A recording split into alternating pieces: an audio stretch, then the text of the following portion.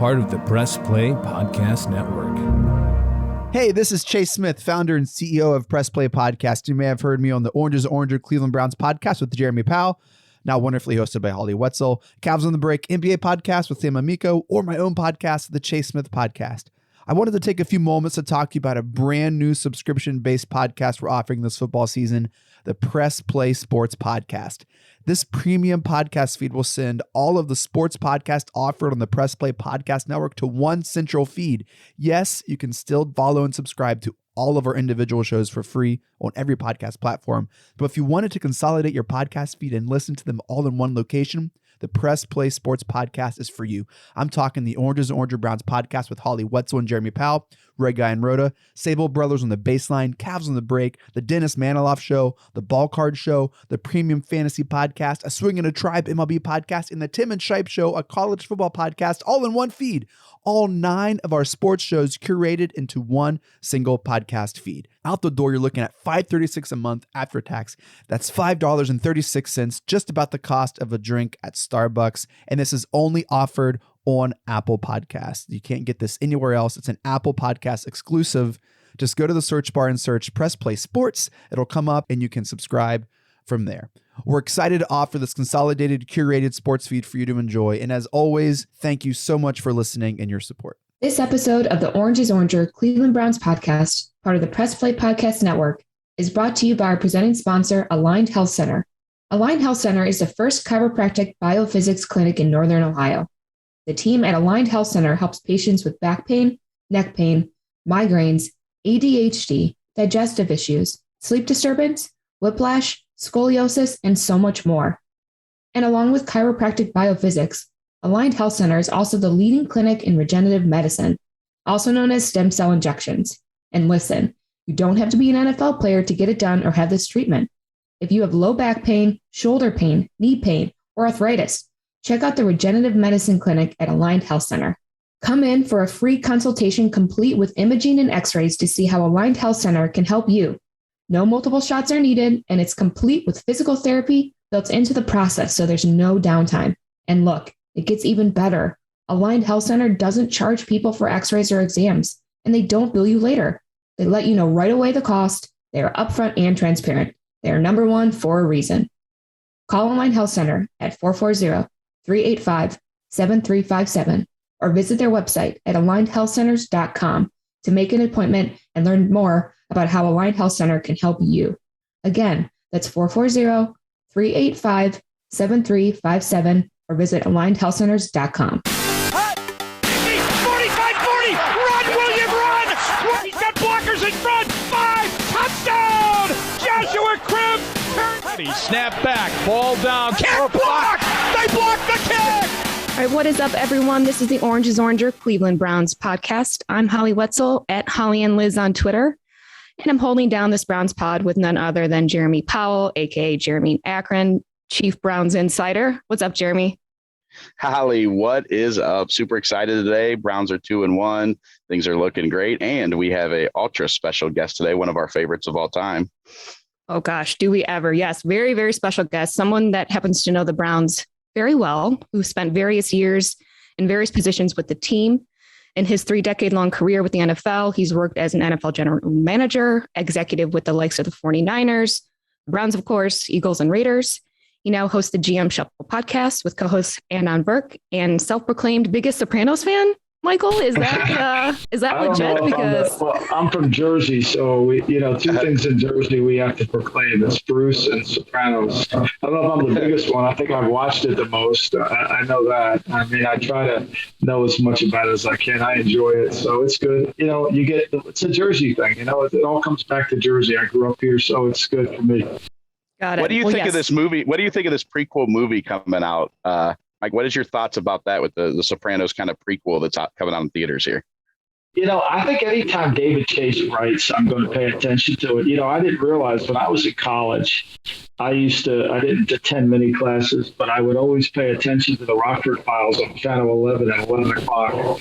I think I learned more from the Rockford Files than I did from Hofstra. And I actually would donate to the Rockford Files if they needed it instead of Hofstra. But I didn't realize at the time Chase was writing a lot of those. And so, I mean, I've been in love with Chase before I loved Chase. So anytime he writes anything, including his grocery list, I'd be more than content to watch and listen. That's awesome. Well, very cool. Well, I'm looking forward to it. My wife actually said, hey, next weekend, date night, we want to go see that when it comes out. And I'm like, absolutely. I'm also a Sopranos aficionado of sorts. Love The Sopranos. I think it's one of the best written series of all time. I think James Gandolfini as Tony Soprano he was born to play that role. Just absolutely incredible. It really is. And I think as a writer, he had such a great, with people that complain about Melfi, Melfi was really the way that Chase could direct the show without having to change things. Like when you watch other shows, they struggle to change the direction of the show. Billions. I mean, I watch Billions. I'm confused half the time on who's on what team, because they're trying to change the show all the time. Whereas in The Sopranos, she changed the show. She was the advice and counsel, and she gave the direction for the show. And it just made the show seamlessly go in any direction because of her. So the brilliance of him. And I think that when I think of the opening show is when he was going to write a Rockford Files, he went over to the woman who created the Rockford Files house. And when he was going in her house, he saw these ducks in her water in the pool. And he thought, I need to put that in my Godfather, in my Mafia thing. And that's how we got ducks in the pool. And that's how the whole thing started. Oh, that's awesome. Wow. Cool little tidbit. Very cool. There you go. Very cool.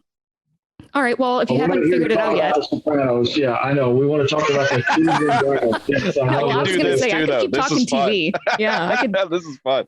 Definitely keep talking TV. Have you watched Succession, Michael? Because I'm a big Succession fan. I do. Actually, I wrote about, I did include it in, I wrote a column tomorrow for the Daily Coach about third generational family businesses, because I was writing about the Mara family and how they've been so bad the last 5 years. And Succession came to mind about how the third generation of people that have great wealth never seem to be able to maintain the wealth, because it's called short sleeves because they don't understand how they made the money, so they can't appreciate what to do with it. So yeah, I do. I love Succession. I think it's brilliantly read. Yep, for sure. Well, everyone, obviously, Michael Lombardi is with us today. So welcome officially to the Orange is Orange or Browns podcast, or I should say welcome back. You've been on before, but it's been a while. So we're very excited to have you join us. Michael, I'm trying to figure out where to even start with you. You've had such an amazing career in the NFL and beyond, spent some time under the football greats like Al Davis, Bill Belichick, Bill Walsh.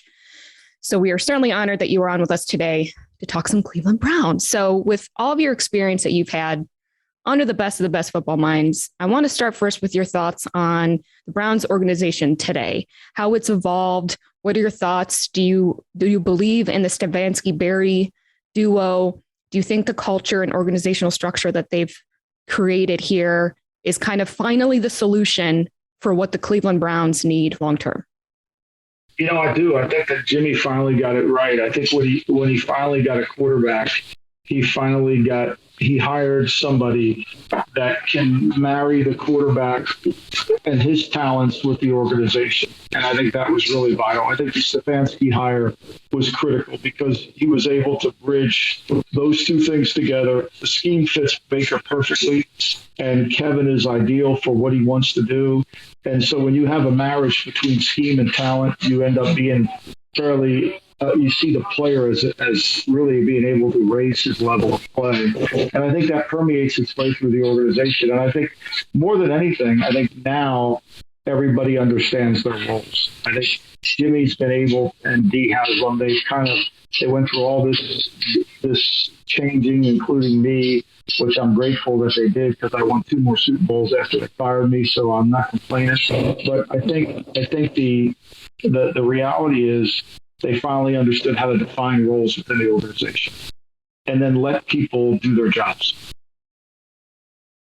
Yeah, for sure. I mean, it's been so exciting for us, from a fan standpoint, to see things finally kind of coming together.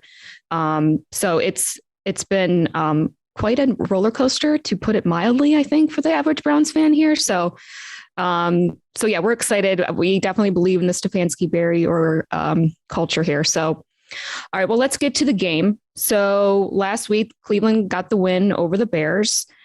Our defense was phenomenal. We held the Bears to 47 total yards, 46 rushing, and just 1 passing, and 6 first downs, which 2 of them were from penalties. Myles Garrett, just unbelievable. Set a franchise record, 4.5 sacks, as the Browns finished with 9 total sacks for the day. Our rushing attack was super dominant, averaging over 5 yards a carry. Michael, the Browns as a collective unit are roughly 238 faster than they were last season. Give your thoughts on the Browns Bears, what you caught overall, and give us your Browns grade. Well, I think, when you look over the Browns season, I think they strategically went after the things they needed to do to beat Kansas City. They didn't do it in the opener, but to beat Kansas City, you have to be really good at the defensive front. You have to have ability to rush inside and outside with 4 guys. And by adding the defensive players that they did, they solved that. I'm not sure Clowney's going to stay healthy all year, but at least he gives them another rusher on the other side of the great Myles Garrett. And then they added secondary help, whether it's Troy Hill or Newsome, they got in the draft. And the speed of their team defensively is improved. So I think strategically they went after the right areas, and then they enhanced their team with the Schwartz kid, gives them their version of Tyreek Hill, somebody who can vertically really challenge the field, who, when he comes running on, everybody's nervous as hell that he's going to get the ball because you can't run with him. So, I think over the first 3 games, I think we've seen this team, their offensive line with Bill Callahan, who I think is one of the best line coaches in football, has played well. These 2 backs, Chubb's as good as they get, and Hunt runs with power. I think it's just a perfect blend of what you have to have for Northeast Ohio. You have to have a power running game when you play at Northeast Ohio. The weather is going to be a factor sometime, starting relatively soon in November. So you need to be able to control the middle of the field, which they can do. You got to be able to have playmakers on the outside, which they do. And you have to have a quarterback who fits the scheme, which they do. I think the best thing they did was bringing Stefanski in to get Baker from playing out of shotgun. I think it's funny. If the Ravens would ever pay attention to the Browns and put Lamar Jackson under center and let him run Baker's offense, that they may not get stopped offensively. Because the one play in football where the quarterback blocks somebody, it's the only play in football the quarterback blocks somebody. It's the bootlegs. It's the nakeds.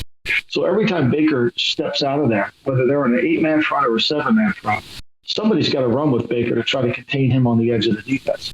And that opens up a huge gap in the C gap, and that's why their run game is so effective. If Lamar ever did that, you'd have to have 2 guys run with him because nobody could keep up with him. But I think as a whole, I think the team's coming together really well. I think they've improved from week 1 to week 3. I think they dominated. I watched the tape of the game. They dominated the Bears. Justin Fields really had no chance. Justin Fields isn't ready to start at quarterback in the National Football League, despite what Twitter wants to have happen. He looks at the receivers. He's very uncomfortable. It's not going on rhythm. And I think that, Nagy's offense is not very explosive. And then when you add the fact that their offensive line is just a mess, it was a perfect recipe for the Browns to dominate, and they did. Mike, as things stand right now, obviously a ton can happen over the next 15 weeks or so. Do you think the Browns are favored in the division, or do you think the Ravens are still the favorite as we sit? Well, the Ravens, they steal a win up in Detroit, right? They had so many guys hurt. They should have had a penalty called on the delay of the game. I don't know how the guys missed that. It's just horrible. Mm-hmm. And, so they luckily won that game, but they had so many players missing. They messed up the game against the Raiders. They had the Raiders beat, and they chose not to kick the ball in bounds on that play. Whenever you have 36 seconds left to go in the game and the other team doesn't have timeout, when you kick the ball through the end zone, you're doing the other team a favor because the clock doesn't start. If the Ravens would have kicked that ball in play and made the Raiders return it, then Derek Carr would only had about 31 seconds to start his drive, or 30 seconds. And then he wouldn't have probably had time to get in field goal range to make that kick. So they let one slip away there, and they got a free one against Detroit. And then the Kansas City one, they held Kansas City to 28 points on defense. They gave up a touchdown on an interception, but they shut Kansas City out in the fourth quarter, which you have to do to win that game. So I still think they're there. I think the Browns are a more complete team. The Ravens don't have all their players. I'm not sure all their players will stay healthy. They're an older team, especially in the defensive front with Calais Campbell, McPhee, Derek Wolfe, Brandon Williams. Those guys are older and longer in the tooth. I don't think they can stay as healthy. Plus, their corner situation, when they lost Marcus Peters, Jimmy Smith has kind of been hurt quite a bit. Humphrey's their best corner. So I think the Browns match up really well to them. And I think the Browns look like they're the best team. I'm not buying the Bengals. You're not going to get me to buy them. I know they beat Pittsburgh this week, but when you watch that tape, that was more Pittsburgh losing than Cincinnati winning. They still don't protect the quarterback very well down in Cincinnati. I think you could still pressure him. And Pittsburgh, to me, looks like Ben's too old. He can't move. He really can't make a play on his own. And if the play doesn't go off as scripted, it's going to be hard. And then defensively, without Joe Hayden, without TJ Watt, they're not the same team. Yeah, we're going to get to contracts next. But Michael, I wanted to ask you actually about the Steelers and what your thoughts are and if Ben is done. I mean, what he threw 58 times last week? I mean, he can't be throwing 58 times. That's insane. So, I mean, as Cleveland fans, we're excited, right? I don't think he wants to hear that now. Yeah, I mean, look, I don't. Well, no, but it is what it is. He wants to be in shotgun. He wants to be in shotgun because he knows he can't. They try to put him under center because it'll help play action pass, and they want to run the ball with Najee Harris, and that's why Matt Canada got the job. But he doesn't want to be under center because he knows it's too hard for him to set up and drop back. And so it really becomes an issue, and they're just not good enough in the offensive line. This will be a hard game when they play the Browns in terms of who's going to block Garrett, who's going to block their inside players, who's going to handle this because they're just not good enough inside. So I think this is a year where Pittsburgh's going to upset a few people, but they're going to lose to some other people that you shouldn't think. The Buffalo game was almost an aberration because Josh Allen didn't play well that day. If Josh Allen plays well, they're going to win that game. But he didn't, and the Steelers won. But they've lost 2 straight home games now, and they really haven't been close in either one of those home games. The Raiders dominated, and so did the Bengals. So, I think that this is the time for the Browns to be the best team in the North. Yep, for sure. And let's go back to the Browns because now I want to switch gears a little bit and talk about some contracts. Baker Mayfield, that if you go on either end, right, it's almost sometimes 50-50. If he's our franchise QB, he's the answer to he's good, but he's not great, or he could be great, but he won't be elite. There's a lot there. Do you pay him? Do you get it done now? Do you wait? If you were part of the Browns organization still, what are you doing? What are you giving him? Are you waiting? Or what? They're counting on you being able not to finish the sentence, right? So if we don't have Baker, where are we, right? That's what they want to do. And so that's what the agents want you to ask that question. If we don't have Baker, where are we? So does that mean you have to pay him $45 million? He's not worth $45 million. I mean, he's not as good. He's not a top 10 quarterback. He's just not. He's a good quarterback. He's had the ball with a chance to overtake the Kansas City Chiefs in 2 games. The playoff game is 22-17 with 8 minutes to go in the game. He gets 4 plays. They got to get a first down. Higgins makes a great play to get the first down. Then they got a punt on 3 straight. When it becomes a drop back game for Baker, it's a little bit problematic. He can't see, and if he can't run play action, it becomes difficult for him to really be great. In this scheme, he can be great. But what does that mean? Does that mean we have to pay him $45? He's not better than Mahomes, so we're not going to pay him that number. He's not as electric as some other players. I think he's a top 15 quarterback. There's no doubt. Is that $35 million, and then you let Progressive have him pay the other $5 for being on all the commercials because he's on all the commercials? And the only reason he's on the Progressive commercial is because it's from Cleveland, right? I mean, they're a Cleveland company. Yep. Yeah, it's a Cleveland-based company. So for me, it's the hardest contract to do. It's the hardest one to do because you don't have an alternative plan, right? You don't have somebody behind them that you say, okay, if they were smart this offseason, they would draft somebody. But that's easier said than done, right? But they don't have anybody behind them. He needs to play in this system. But then you can't run the risk of it becoming a Kirk Cousins situation where you pay him so much money you can't help the rest of your team. So there's got to be a middle ground. And you've got to go to his agent and say, look, we want your guy. Your guy's our franchise player. We want to pay you X. How about if we do it and we bridge the gap so that we can have flexibility to sign some of these Wyatt Teller and to sign some of these other guys that we need to sign, Denzel Ward. We need to be able to keep this team together. Because if you take all the money, if you basically become the guy, then it's not going to work. And you could just explain, Peyton Manning, you're not better than Peyton Manning. That's a fact. You're just not. And Peyton Manning went to one Super Bowl with the Indianapolis Colts. Why? Because he took all the money. It was hard. You had to pay Reggie Wayne. You had to pay Marvin Harrison. Okay, now we pay 4 or 5 guys, but we didn't have enough guys on defense to pay. We paid Freedy, we paid Mathis. All of a sudden, we didn't have enough players. And we get into a playoff game. We were there every year, but we couldn't beat another team because their quarterback, Tom Brady, took less money and they had a better team. We had the better quarterback. They had the better team. I think that's the conversation that you have to have. The agents don't want to hear that. They want all the money. But I think that's the only way to do it. This is Mike Voorhees, co-host of the Swingin' a Tribe MLB podcast. If you love Cleveland Indians baseball, then this is the pod for you. We've got you covered each week as we talk about all the games, breaking news, trades, the roster, all things Tribe. You're going to love it. Go Tribe.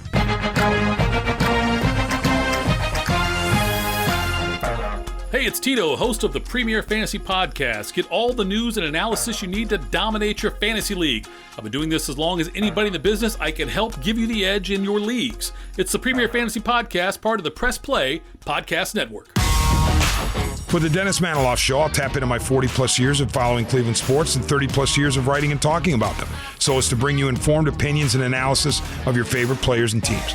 I also will monitor the national sports scene and, when warranted, step out of the toy department and into the real world. And I'll always be on the lookout for special guests. By all means, join us.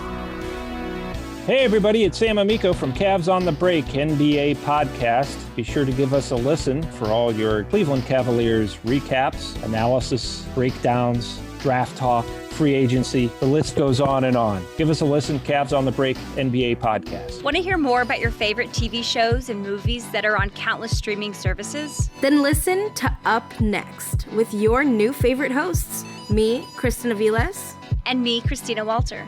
Every other week, we'll highlight one genre, but 2 movies or TV shows, one old and one new. We'll let you know what's hot and what's not from your favorite or least favorite streaming services. And be sure to stay tuned to the end of each episode where we shout out an artist whose name you should know for their talent in the industry. So follow us to stay up to date with your favorite hosts from Up Next, a part of the Press Play Podcast Network. Hi, this is Maria Gincola with Mindful MMJ Ohio. Did you know that medical marijuana has been legal in Ohio since 2016? If you have one of 25 qualifying medical conditions, you can obtain your medical marijuana card today. The most common conditions are chronic pain, including migraines and back or joint pain, PTSD, fibromyalgia, spinal cord disease or injury, and cancer.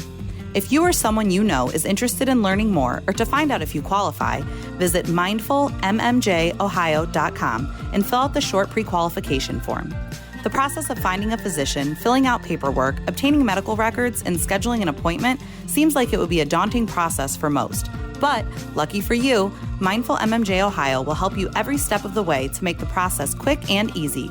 In most cases, we can approve a qualified patient within 24 hours. And the visit is virtual, so you don't even have to leave home. So what are you waiting for? Visit mindfulmmjohio.com today. That's mindfulmmjohio.com. Let us help you be more mindful of your health and find a natural way to find relief from your symptoms. Take us behind the curtain here. Does these kind of conversations happen? Like, will a team ever in a contract situation sit a player down and tell him what you just told us? Like, look, this is our plan. We want you in on That's the plan. Why he has an agent. That's why he has an agent. You got to tell that to the agent. That's what you need. The NFL is a lot like the mafia. You need a lot of buffers. You need buffers to kind of buffer it out. And you look, you just, and whatever you have to know, whatever you say to the agent, you would be willing to say it to Baker himself. And you say this with all great respect to Baker. I respect Baker. If I were there, I'd want Baker on my team. But I don't want to pay Baker $45 million. I don't want him to get nudged up to Deshaun Watson numbers. I don't want him to get up to Mahomes' numbers because you're not in that category. Josh, you're not Josh Allen. We need all these other guys around you, and we become a better team. Are you worth $35 million? There's no doubt. But you're not. Russell Wilson's making $33 million. Are you better than Russell Wilson? And they get into cap trouble because they're paying Russell $33 million. And so it's really hard, but you got to be honest with the player. Yeah. How how do you have that conversation with the player? How do you tell Baker, well, you're not as good as Russell Wilson. You're not as good as this. I mean, how do you have that conversation with the quarterback or with the player in general? Well, I think you just basically, you say, look, we become a better team when you take a little less money. I'm not asking you to take $15 million. The Raiders are going to have this huge problem with Derek Carr. They're going to have to pay Derek Carr $44 million. Is he worth $44 million? Well, based on his numbers this year, he's playing that way. But they don't want to pay him $44 million, or else they would have redone his contract. The reason the Browns haven't done Baker is they don't want to pay him $44 million either. The contracts that are easy to do are the ones that it's a no-brainer. You can't argue with it. You're not better than Mahomes, but you're close. Okay, we'll pay you 43. Oh, no, I want 44. No, 43 and a half. Okay, I want 80 guaranteed. No, you should get 90. Those are easy to do. Those are easy. The ones that are hard to do are this one. Because, okay, you're worth 38. We'll give you incentives to get to 43. Or you're worth 35. We'll give you, if we win a Super Bowl, you'll get an extra $5 million. There's ways to do it. You're not saying you shouldn't get paid 45. You're just saying you're going to give up. You can't take it all in one setting. And I think that, and we can just see by the Vikings. I mean, the Vikings have been in salary cap jail forever because they pay Cousins all this money and they can't get out of it. Now they paid Dalvin Cook, but then they got their team. They don't have this week. Their left tackle who they drafted in the first round, Darramore, he can't play this week. So they got to play Rashard Hill over there. And then they've got a bad offensive line and Cousins gets hit too much. And, they have to trade away a receiver because they can't afford him. So they draft Jefferson, which helps, but it's just constant. So it's really, you just got to explain it to the player in as diplomatic way as you can. So, Mike, you touched a little bit on one of my next questions here was Wyatt Teller's situation. I'm of the belief that the Browns have the best guard-center guard combo in the league. Wyatt Teller's a free agent at the end of the year. A lot of talk locally about who gets done first, him, Denzel Ward.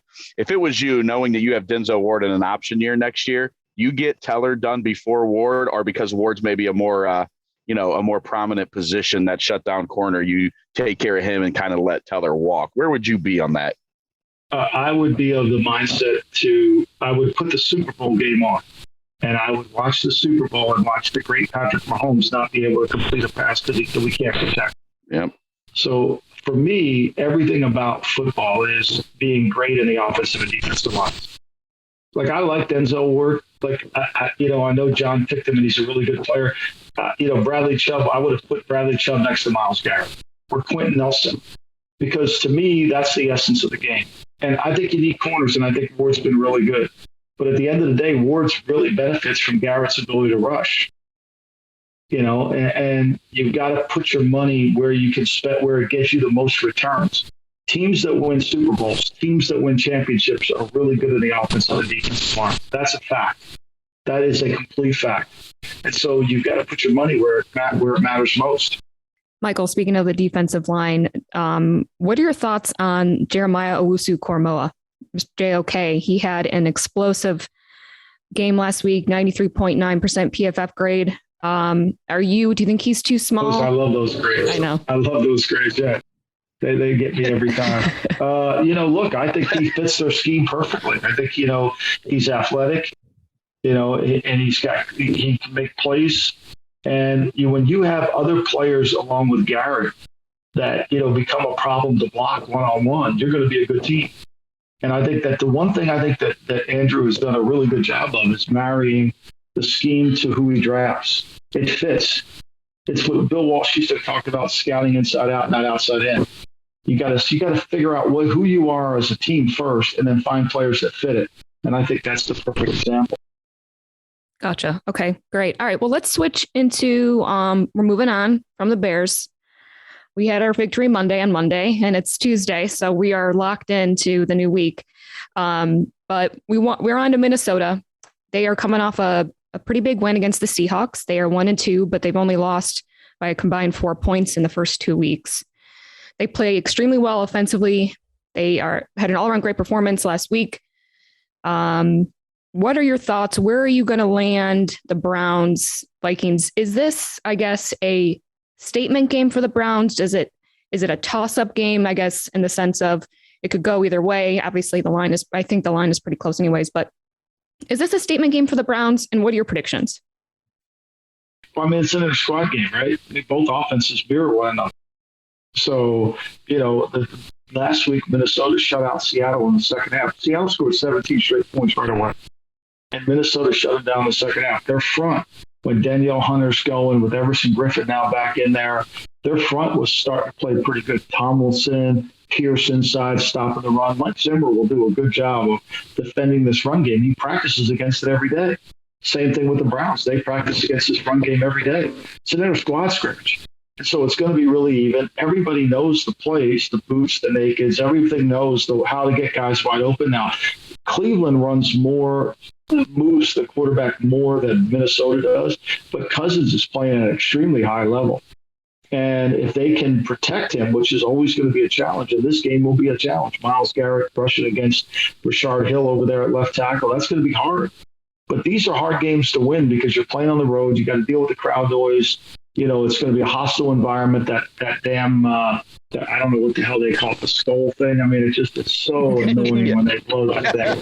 It drives you crazy. It's like, and so it's going to be a really hard game. And it's going to come down to ultimately who performs in the red zone the best. These kind of games come down to 3rd and 1s, 3rd and shorts, red zone offense, red zone defense, red zone third downs. Those are what these games come down to. They're evenly matched. And you've got to be able to play well in those situational football aspects. It's going to be a great game for the Brownies to go into another hostile environment like Kansas City, show that they can run the ball on the road, which I think they will, and show that they can make some plays in their passing game. Yeah. So another question, Stefanski's going back. First time he's going to be playing against his old team. How much of a factor do you think that's going to play into this week for the Vikings, I guess, for their advantage? I don't think it'll play at all. I mean, I think he's going to, it'll be I'm sure he's going to say hello to people before the game and after the game. But I mean, to me, his focus is how the hell am I going to get this team to deal with Mike Zimmer? He knows Mike Zimmer. He knows he needs to stay out of 3rd down. I mean, this is a game that Kevin's probably telling himself, look, I got to play Canadian football. I got to get 1st downs and 2 downs. Because if I get to 3rd down with Zimmer's 3rd down package, he'll make it hard for Baker. And I think really he needs to focus on the last time they had one of these games, they went down to Pittsburgh and Baker threw a pick 6 and Pittsburgh blew him out. Remember that game? I mean, that was early in October last year, but those are the games you learn from. Those are the games you learn and you get better from. And I think that's really what he has to do. It's not about him going back to Minnesota. It's about us playing the Vikings. Mike, do you think there's an advantage at all, or let's rephrase that? Who do you think has the advantage, though? Because, Stefanski probably knows their personnel a little better than they know ours, but they kind of probably know Stefanski's tendencies. Does it just come down to execution when you got a guy that knows a team that well, or who do you think has the advantage in that scenario? Look, they don't know Woods as much, but Kubiak learned the offense from Stefanski through his dad. I mean, they kind of know how to think. The play sheets will look exactly the same on both sidelines. Stefanski knows how Zimmer thinks, how he wants to heat it up. Paul Gunther was at the Raiders. He was in Cincinnati with Zimmer. Stefanski, he wasn't there with Stefanski, but they all know each other. I think it really comes down to, the matchups and how the quarterbacks play under pressure.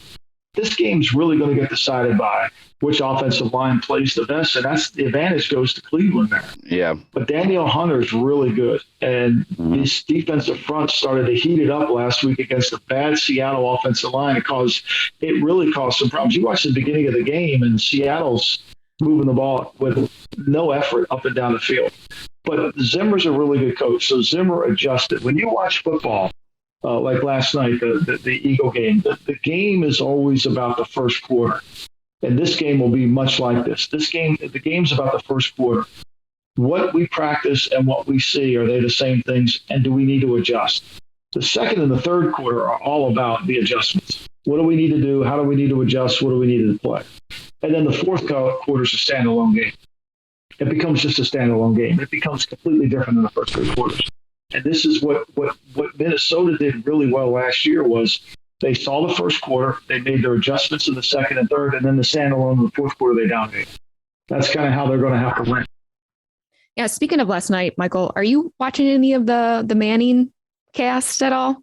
Have you checked that out? I do. I have that on. I don't have other. I don't have it on. I mean, normally I mute the other one, so this gives me something not to mute. I'm not a big, I don't like to hear, I'm not a fan.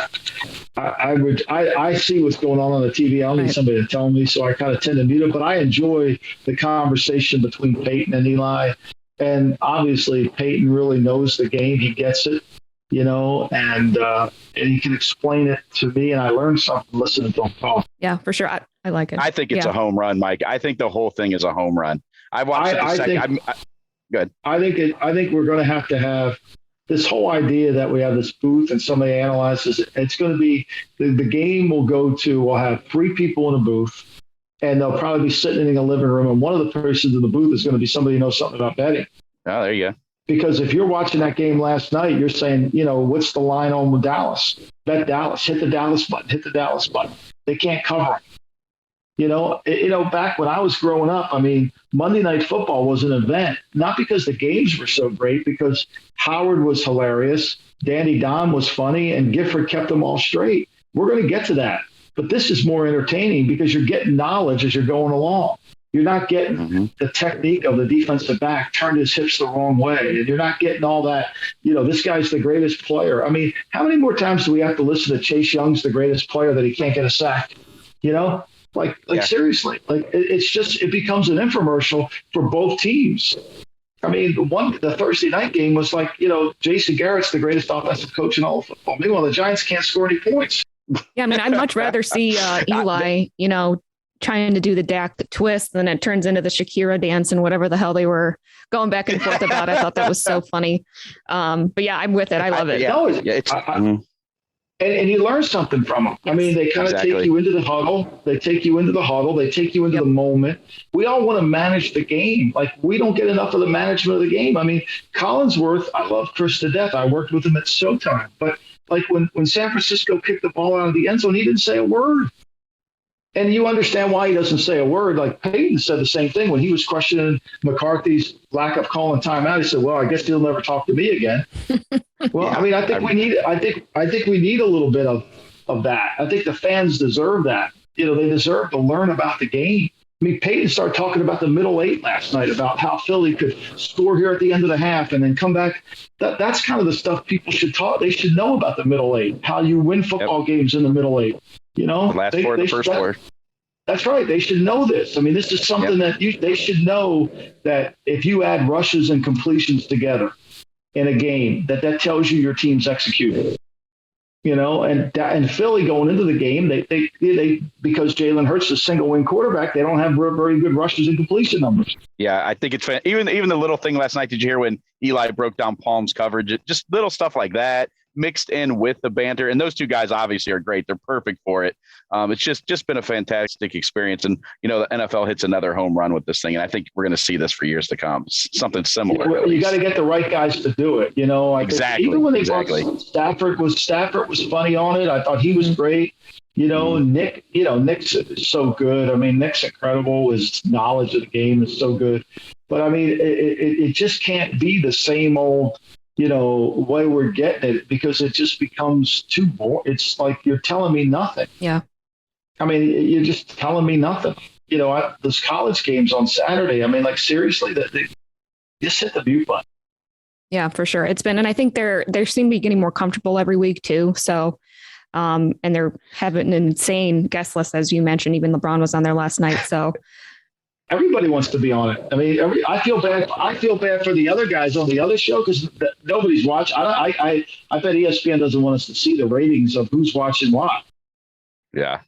I think Archie's hilarious as well. That's a good bit. The whole setup, the whole thing is just so good. It's so good. Don't we all want to watch a game like we're at a bar? Yeah. That's what we all want to do. We want to watch the game like we're at a bar, and there's 2 or 3 people that tell us what's going on in the game, but we're all participating. That's where we are. This whole, I just find it very boring the other way. Yep, for sure. All right, Michael, we're going to wrap up, but I want to get your prediction, by the way, for the game. What do you got? I would lean, I'm probably going to lean towards Cleveland here only because I think their offensive line will protect better. I think Minnesota's inability to protect will be the downfall. And I think if they hit Kirk early in the game, which you got to hit Cousins early in the game, you got to get him uncomfortable. Green Bay always made him uncomfortable. Green Bay makes him uncomfortable. And if you can do that, I think you have a really good chance that he'll make some mistakes. And I think this will be a game that they have to go for the Browns' well-being. We got to go into Pittsburgh. We're going to have to go into Baltimore. This is what we're going to have to go back to Kansas City probably, or we're going to have to go to Los Angeles, or we're going to have to go somewhere. This will be a great stepping stone for them. I think the Browns will win a close game. And I agree 100% with that. As if you do the thing where you go down and you look at the position groups and you say who's better where, I think they're pretty even all across the board, except the offensive line. I think the Browns' offensive line is the difference in the game. I agree with you. I think the Browns end up winning. I think it's a close game, moderately high scoring, maybe a 27-24 type game. But I think the offensive line for the Browns ends up being the difference. I agree with you, Mike, on that. Yeah. I mean, that's really what – look, so we know this. I mean, bad lines don't travel, and the reason why home teams are losing at games, Bill Walsh had a better winning percentage on the road than he did at home. And that was back in an era where it was hard to win on the road. But now offense can carry road teams. When you can get first downs, you can keep that damn horn quiet and you keep the fans from making noise. So I think that's what you'll see. Awesome. Yeah. I also echo that. I'm thinking like a 30-27 Jeremy, Michael. So hopefully, crossing my fingers. So hopefully let's go. So, all right. Well, thank you guys. Michael, thank you so much for joining us today. I cannot thank you enough for that. It's been an awesome chat with you. So the Orange is Oranger, everyone, is part of the Press Play Podcast Network. Follow us on Twitter at Orange is Oranger, at Press Play Pods. And to find out more about our network, check out pressplaypodcast.com and see how you yourself can host a show on Press Play Pods. Bye, guys. Go Browns. Thank you. Here we go, Brownies. Here we go.